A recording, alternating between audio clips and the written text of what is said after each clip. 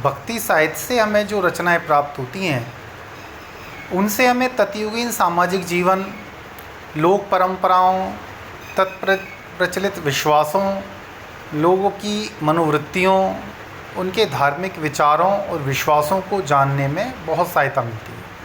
जैसे कबीर की रचनाओं से हमें तत्कालीन युग में फैले पाखंडों के बारे में तथा उस पर लेखक क्या सोच रहा है उसके विषय में जानकारी प्राप्त होती है। अर्थात भक्ति साहित्य भी सूफी साहित्य के समान ही तत्युगीन सामाजिक सांस्कृतिक जीवन की पुनर्रचना करने में महत्वपूर्ण सहायता करता है।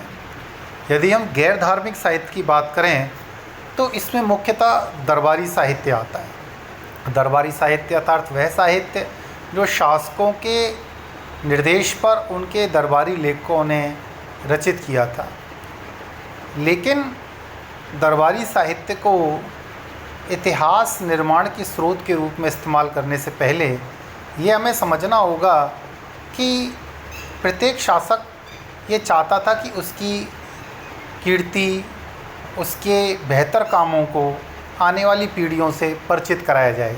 लेकिन इस दौर में यदि उससे कोई गलतियां हुई हैं, राजनीतिक भूलें हुई हैं या उसकी कहीं पराजय हुई है तो उसके बारे में आने वाली पीढ़ी को पता ना चले, या कोई घटनाक्रम ऐसा है जो उसकी वंश परंपरा पर विपरीत प्रभाव डालता है तो उसके संदर्भ में लेखक मौन हो जाए।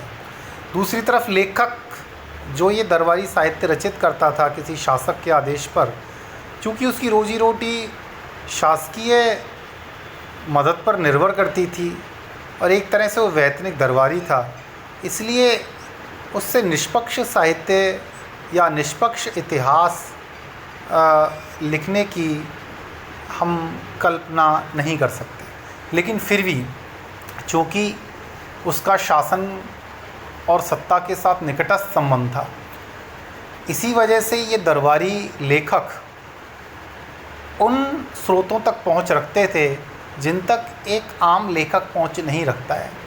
इसलिए राजनीतिक अभियानों के विषय में, राजकीय कार्यकलापों के विषय में, अधिकारी वर्ग एवं सैन्य संरचना के विषय में, भू राजस्व नीतियों के संदर्भ में इन लेखकों का जो विवरण होता था वो बेहद प्रामाणिक माना जाता था।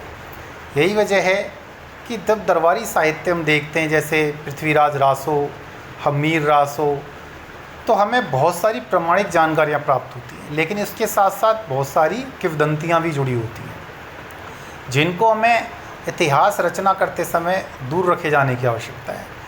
यदि हम देखते हैं कि मुसलमान जब भारत में आए तो उनके द्वारा दरबारी इतिहास लेखन का कार्य बड़े पैमाने पर शुरू हुआ। इसामी का फतूह सलादीन है, फ़िरोज़ शाह तुगलक का तारीख़ फ़िरोज़ शाही है, इसके अलावा तुगलकनामा है, बहुत सारे ग्रंथ और भी रचे गए सल्तनत काल में। फिर मुग़ल काल में तो तुजुक बाबरी, बाबर की,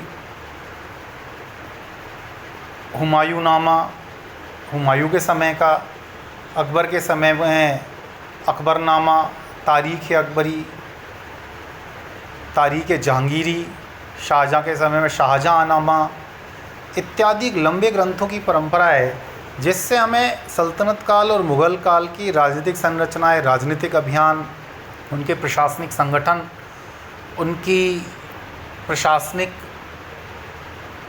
अधिकारीगण के विषय में प्रामाणिक जानकारियाँ प्राप्त होती हैं।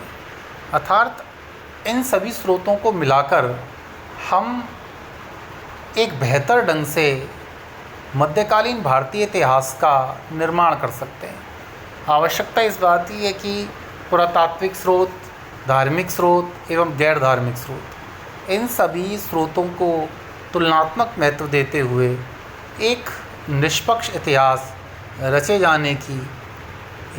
जाने का प्रयास करना चाहिए। धन्यवाद।